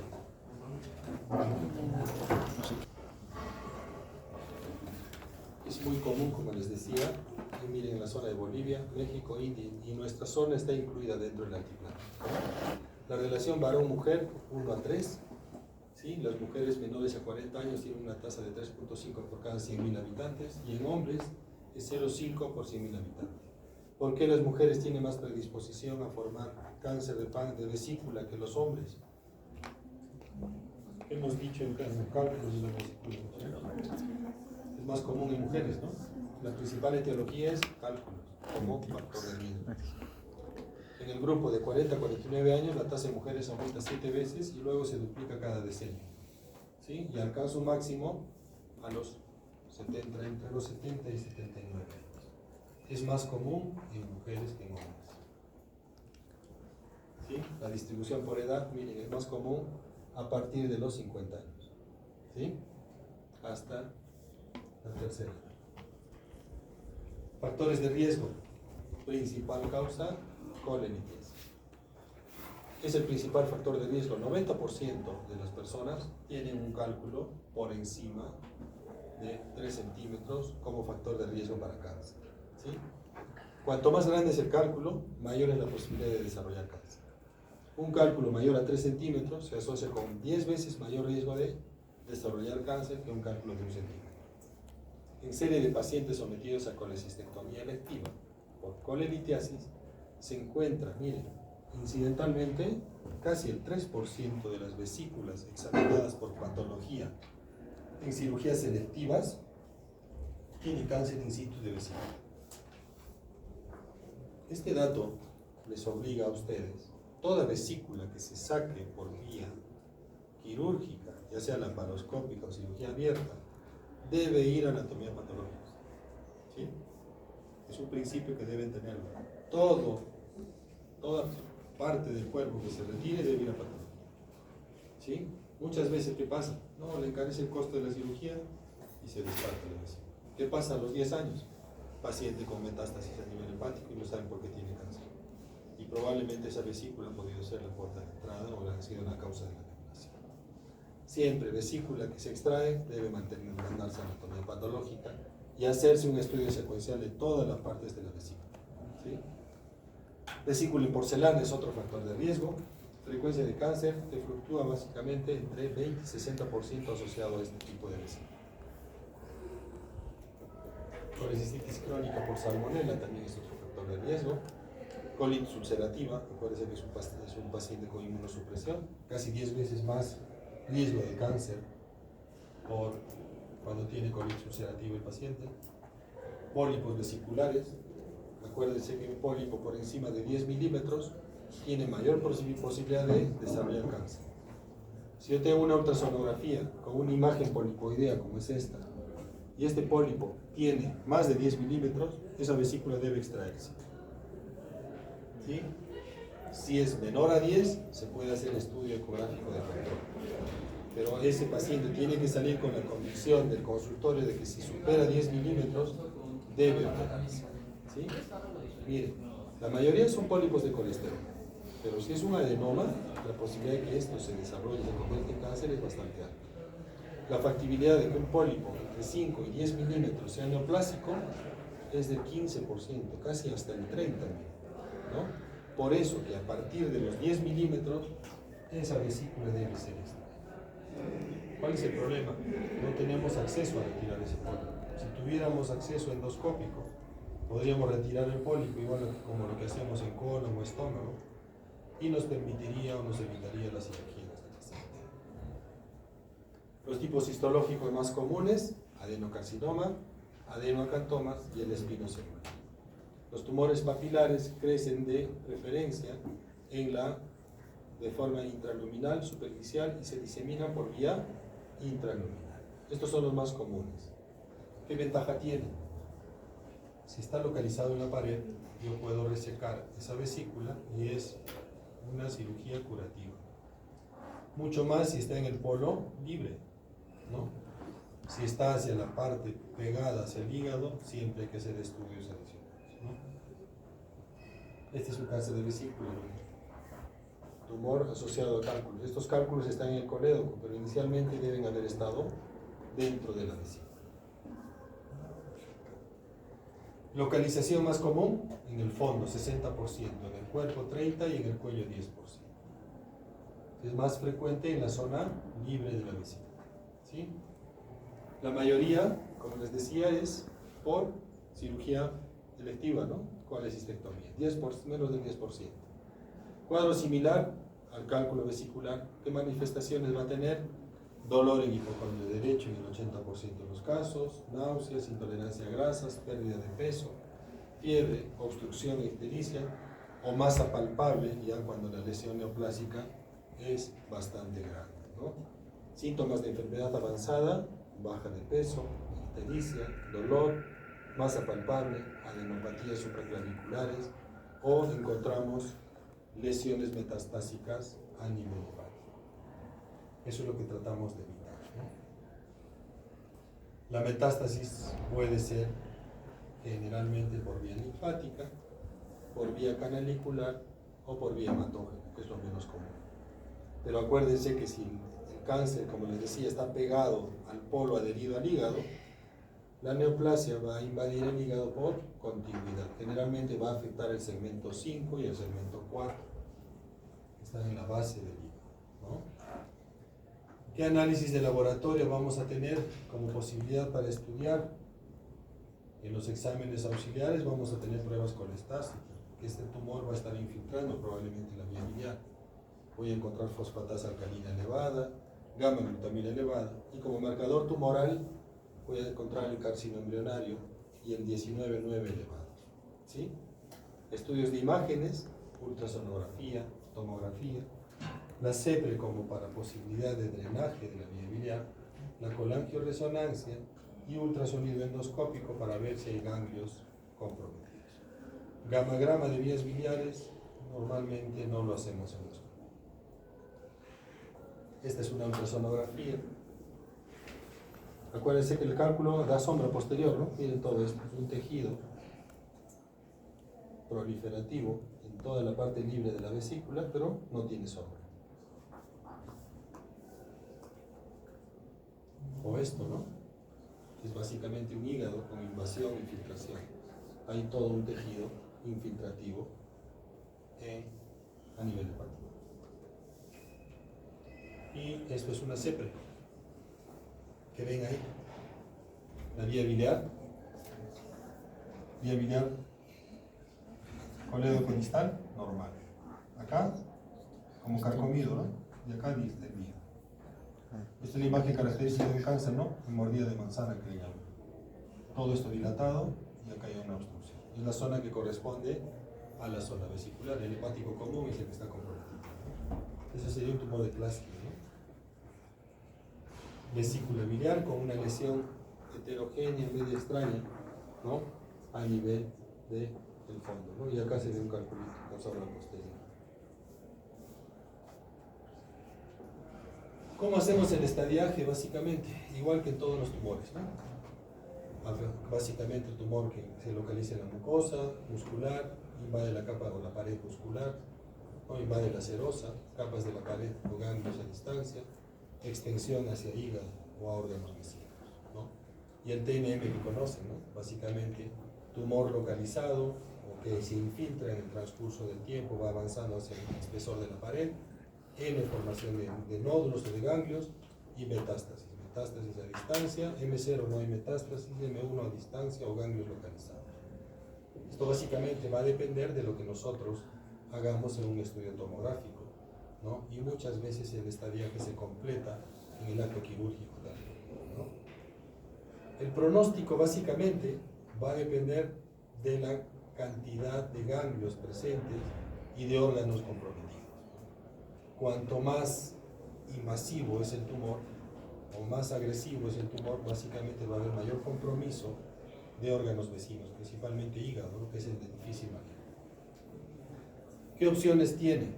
Tratamiento quirúrgico, generalmente, ¿no? Es poco frecuente en la enfermedad avanzada y la mayoría de diagnósticos, como lo hemos dicho, es incidental, es en el acto quirúrgico. Es al momento que nosotros retiramos la vesícula. ¿Qué vamos a darle como tratamiento médico? Quimioterapia y radioterapia para disminuir el tamaño del tumor. Y paliativo, acuérdense que esto infiltra la vía biliar, ¿no? Si hay esta infiltración, ¿qué debo hacer? Este paciente, más que el tumor de la vesícula, lo que lo está fastidiando es la ictericia y la posibilidad de que te haga una colangitis. ¿Qué podemos hacer? Un drenaje percutáneo para drenar su vía biliar o una derivación biliodigestiva. Subir un vaso intestinal hasta esta zona, hasta la zona de los hepáticos, del hepático común, ¿no? Y unirlo ahí, ¿no? El intestino para que haya un drenaje de la vía. O si podemos poner un stent si no es quirúrgico, ¿no? El tratamiento endoscópico básicamente la CEPRE es para poner un stent o un tubo de drenaje. Y si no podemos drenar por vía endoscópica, el drenaje percutáneo que les decía, ¿no? Poner un tubo de drenaje a través de la piel, como lo que ven a los pacientes posoperados de vesícula que le ponen un KER, más o menos queda un tubo de drenaje hacia el exterior.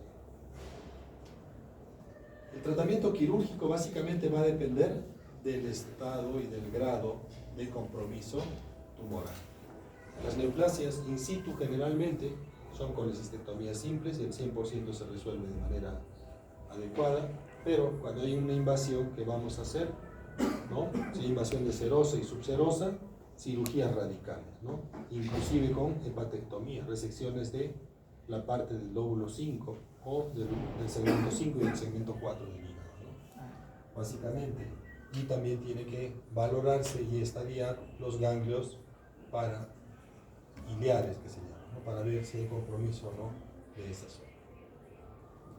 ¿Qué prevención podemos hacer de estos pacientes? Acuérdense que hemos dicho que cálculo encontrado debe resolverse por vía quirúrgica. No existen tratamientos médicos, ¿sí? No existen tratamientos alternativos para disolver las piedras. Debe operarse el paciente. Colecistectomía preventiva, básicamente en pacientes entre 35 y 49 años, no es sacarle la vesícula al paciente porque no tiene nada, sino resecar la vesícula si hay cálculos, ¿no? Generalmente debe hacerse un monitoreo y control, ¿no? Y siempre mandar a anatomía patológica la pieza operatoria para estar seguros de que no hay neoplasia en esa zona. La vía biliar también puede tener cáncer. 5 minutos más, ¿eh? Y les doy su examen.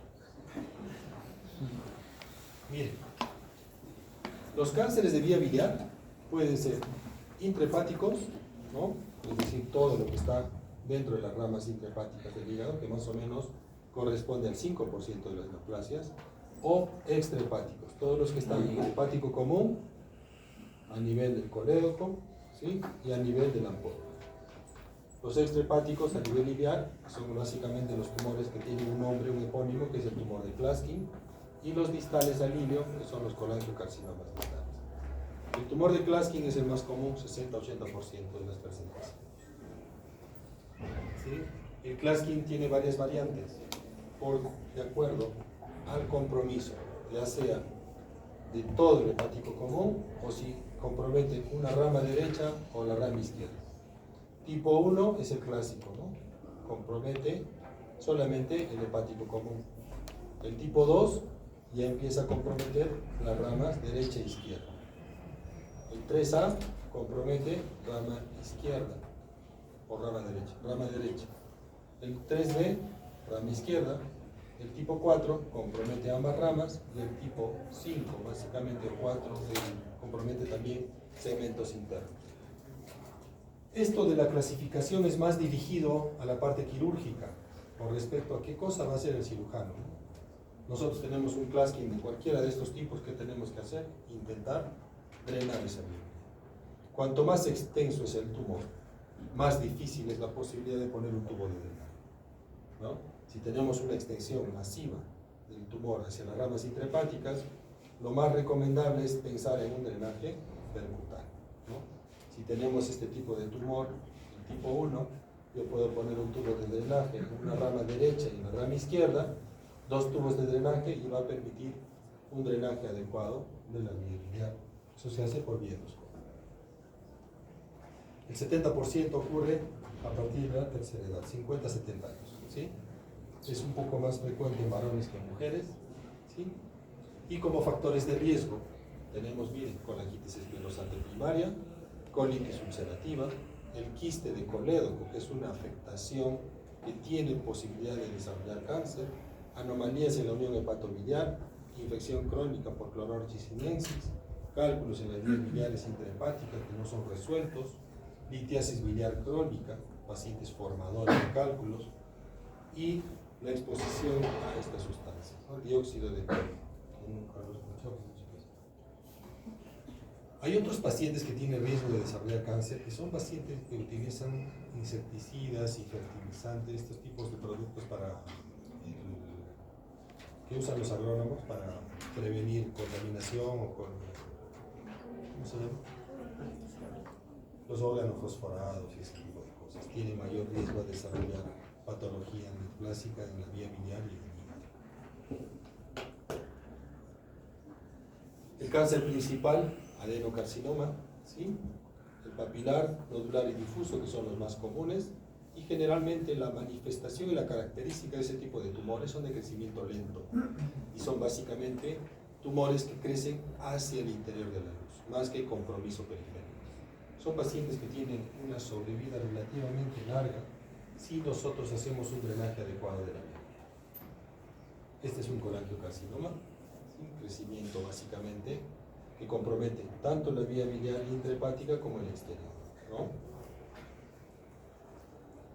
El colangiocarcinoma es básicamente papilar, es uno de los más comunes, ¿sí? Y la manifestación clínica principal, a diferencia del cálculo, ¿cuál es? Los cálculos en la vía biliar, ¿qué ¿Qué manifestación clínica tiene el paciente? Ictericia. Dolor cólico, pues, asociado a comida grasa, ¿qué más? Ictericia. ¿Qué característica tiene el cáncer? Como crece lentamente, primero ¿qué tiene? Se pone amarillo, hace ictericia, y después puede hacer manifestación de dolor. O sea, se invierte. Si yo tengo un paciente que no tiene dolor y tiene ictericia, prurito, ¿sí? Y baja de peso, lo primero que tengo que pensar es un cáncer de vía biliar, ¿sí? Presenta ictericia, dolor abdominal leve, pérdida de peso, prurito, puede haber colangitis, ¿no? Puede haber un hígado aumentado de tamaño, y el signo de Courvoisier. ¿Qué es el Courvoisier? Vesícula palpable, no dolorosa, ¿sí? Eso es sospecha de cáncer. ¿Qué vamos a encontrar? Patrón colestásico, transaminasas disociadas, carcinoma embrionario alto, antígeno carcinoma embrionario puede estar elevado, porque si es un ampuloma puede ser con mayor razón, ¿sí? Y siempre fosfatasa y gamma-glutaminas. Ecografía, ¿qué voy a encontrar? Con dedo codilatado probablemente. Y en la resonancia, ahí se ve pues, en la tomografía una masa compresiva con dilatación franca de la vía biliar por encima de la obstrucción. La CEPRE, ¿para qué nos sirve acá? Uno, para tomar muestras, hacemos citología de la vía biliar y podemos drenar esa vía biliar con un tubo de drenaje, un estén. Este es un cáncer. Crecimiento y un efecto de masa. Miren la luz, es un hilito y todo un efecto de masa por fuera, ¿no? Esto es un colangiocarcinoma, es un clásico, ¿no? Ahí tenemos otro. Vía biliar dilatada, segmento disminuido, irregular y después ancho. Este es otro clásico, ¿sí? ¿Qué hacer acá? Se entra con el endoscopio, se pasa la guía y se pasa un cepillo y se raspa toda esa vía biliar. Una vez que raspan, le ponen un tubo de drenaje y puede estar con el drenaje un tiempo. El stent puede durar hasta 3 meses, como les decía. Ahí hay otro. En este hay una mordida de manzana, uno de los costados, ¿no? Y allá está básicamente un poco dilatada la vía. Esta es una ultrasonografía endoscópica que nos permite, básicamente nos permite hacer un estadiaje. Si nosotros hacemos este examen, nos permite ver los ganglios, los órganos vecinos, nos permite ver el páncreas. Acuérdense que es un ecógrafo que está en la punta del endoscopio y básicamente es una ultrasonografía prácticamente adherida al páncreas, ¿no? Está bastante cerca a los órganos, es mucho más efectiva y sensible que una ecografía convencional. ¿Cuál es la conducta? La mayoría, si no hay compromiso ganglionar, es resección, dependiendo de dónde se encuentre la lesión. Si tenemos un tumor de este tipo, ¿no? Podemos resecar a este nivel la vía biliar y subimos un asa intestinal y se hace una derivación. Pero si está muy pegado al hígado, es mucho más difícil hacer la intervención quirúrgica. Cuanto más distal es el tumor, es mucho más fácil el acceso quirúrgico, ¿no? De todas maneras, se hace una resección, trata de liberar la zona de la ubicación del tumor, y como tratamiento paliativo se utiliza la aplicación de stents o el drenaje percutáneo para que la vía biliar funcione de manera adecuada y el paciente no tenga ictericia y no tenga prurito, que es mortificante. El ampuloma es un tumor especial, que es básicamente un tumor en la región de la papila. Es un adenocarcinoma y básicamente es un tumor de la segunda porción del duodeno que compromete el drenaje y la zona de donde sale la bilis hacia el intestino. Es más común en gente de 60 a 70 años de edad y los factores de riesgo probablemente sea un pólipo que se ha formado en la papila y que en el transcurso del tiempo, igual que los pólipos del colon, ha ido creciendo y se ha ido degenerando, ¿no? Generalmente son adenocarcinomas. Manifestaciones clínicas son similares al colangiocarcinoma, ¿no? Ictericia, pérdida de peso, dolor abdominal, ¿no? Puede desencadenar pancreatitis por el efecto de masa. Y una característica que es bastante interesante en estos pacientes es que el paciente está francamente ictérico, hace melena y se despinta. Probablemente, como es una lesión de crecimiento rápido, se ulcera, ¿no? Se ulcera el tumor y permite el drenaje por unos días, ¿no? Y en el tiempo otra vez empieza el cuadro de ictericia. Pero generalmente son pacientes con ictericia intermitente asociado a melena intermitente. ¿Cómo se hace el diagnóstico? Básicamente con el estudio endoscópico convencional o por CT, ¿no? Y generalmente el estadiaje igual, con ultrasonografía endoscópica o colangioresonancia o resonancia temporal. Este es un ampuloma, una lesión vegetante proliferativa en la región de la papila. ¿Qué se debe hacer? Básicamente poner un tubo de drenaje, que es lo que están haciendo. Este es el stent que les decía. Eso se puede poner ahí y eso permite el drenaje de la miel hasta que salga el resultado histológico, ¿no? La ultrasonografía que les permite ver el tamaño del tumor y ver si hay compromiso de las paredes internas. Si el tumor está localizado solamente en la mucosa, si está localizado en la mucosa, se puede hacer una ampulectomía, que se llama. Se corta igual que un pólipo en el colon. Se infiltra la base y se corta el pólipo, se retira y queda así, como plano, ¿no? Como si se hubiera retirado, cuando se retira el pólipo queda así, ¿no? Una úlcera en ese sitio. Eso permite el drenaje de la miel. El estadiaje es igual que los otros tumores, siempre se usa el TNM, ¿no? Básicamente, tumor localizado, infiltrante, y va aumentando la puntuación a medida que va comprometiendo la pared interior con compromiso de órganos vecinos. N asociado a los nódulos o los ganglios y la metástasis, ¿no? No metástasis, metástasis localizada o a distancia, ¿no? Esto se utiliza el mismo principio para todos los tipos de tumor. El tratamiento, como les decía, puede ser la ampulectomía, lesiones pequeñas, ¿no? O por la ubicación del tumor va a acabar en una resección extensa, ¿no? Que es la cirugía de Whipple, ¿no? Resección de parte del páncreas, resección de parte del estómago y parte del asa intestinal. Una derivación biliodigestiva es un tratamiento quirúrgico, electivo o paliativo para evitar obstrucciones de la vía. El cáncer de páncreas lo dejamos para otra clase.